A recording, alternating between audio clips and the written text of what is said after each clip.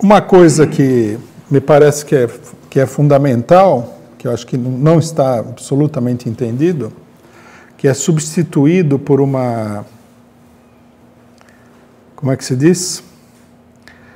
Por uma análise moralista, estilo Lava Jato, são as coordenadas que atuam sobre o futebol. Que no futebol se expressa, e não só no Brasil, mas em outros países, de uma forma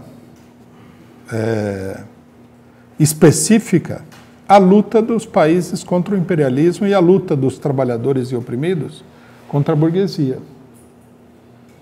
Por exemplo, na Inglaterra, né, isso aí não tem nada a ver com a Copa, mas no campeonato inglês, a classe média e a burguesia britânica veem o futebol com desprezo.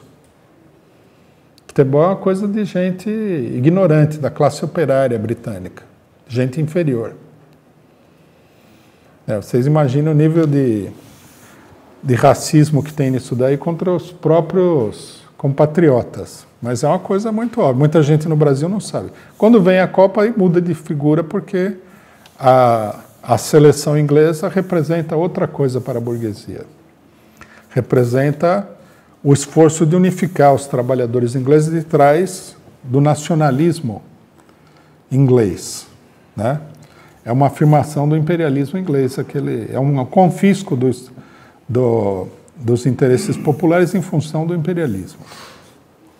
E também tem o problema econômico, né? No Brasil, o que nós tivemos aqui na Copa é o que já aconteceu na Copa passada, que na verdade acontece sempre, mas nem sempre leva a um desastre, né? Que é o fato de que o futebol europeu, unificadamente, conspira contra o futebol brasileiro, né? Aí alguém poderia dizer o seguinte, bom, existem aqueles muitos sábios que falam assim, que não existe conspiração. No mundo tudo é feito à luz do dia, né? Por exemplo, quando o governo norte-americano decidiu espionar a Dilma, ele telefonou e falou, olha, Dilma, como nós não gostamos de conspiração, eu queria informar você que nós estamos espionando, grampeamos o seu telefone particular e tal. Né? Não há conspirações. Então, tem esses, mas tem aqueles que diriam o seguinte, mas por que contra o futebol brasileiro? Muito simples. O futebol brasileiro, desde o momento em que os brasileiros ingressaram no período de maturidade do seu futebol, eles ameaçam o predomínio do futebol europeu. Eles ameaçam se transformar na única verdadeira potência futebolística internacional. Isso daí, já do ponto de vista esportivo, despertaria maior rivalidade, mas isso aí seria o de menos. Nós temos que considerar que o futebol tem interesses políticos, né? A utilização dos europeus do nacionalismo imperialista no futebol é muito grande, e interesses econômicos de bilhões de dólares. Não é pouca coisa. Vocês veem, por exemplo, que um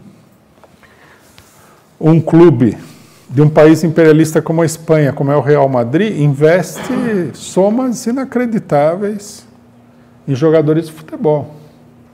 Por que eles investem? Porque eles esperam ter um retorno. Não é por amor ao esporte, né? Os clubes alemães, franceses, ingleses, espanhóis, italianos investem muito dinheiro. Então, né, os interesses econômicos e políticos estão todos contra o Brasil, e o Brasil é a principal ameaça desse clube, né, desse condomínio que domina o futebol mundial, uma coisa óbvia. Por isso também o Brasil se transforma num símbolo daqueles que se opõem a esse condomínio. E aí, como o condomínio não existe apenas no futebol, mas se estende a todos os ramos da vida social, o condomínio dos poderosos, o futebol acaba expressando a oposição política de todos esses explorados contra os poderosos. É uma coisa óbvia. Daí que, embora muita gente não queira admitir, né, o Brasil seja sistematicamente sabotado nas Copas do Mundo. Quando a gente fala isso, e as pessoas falam que não é porque elas não conhecem a história do futebol brasileiro na Copa.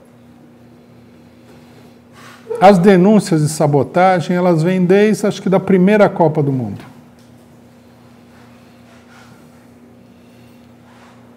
Até nas Copas que o Brasil ganhou, teve muita denúncia de sabotagem. Né? Há uma pressão enorme contra os jogadores brasileiros, da imprensa internacional, há uma pressão da arbitragem, violência extraordinária dos jogadores europeus, cuja arte futebolística é uma coisa parecida com o boxe, né? E, portanto, o Brasil sempre enfrentou dificuldades. A gente já disse aqui que o Brasil só ganhou uma Copa na Europa, que foi a Copa da Suécia em 1958. Todas as outras foram ganhas fora da Europa. E no Brasil nós já temos 2 experiências e não ganhamos nenhuma.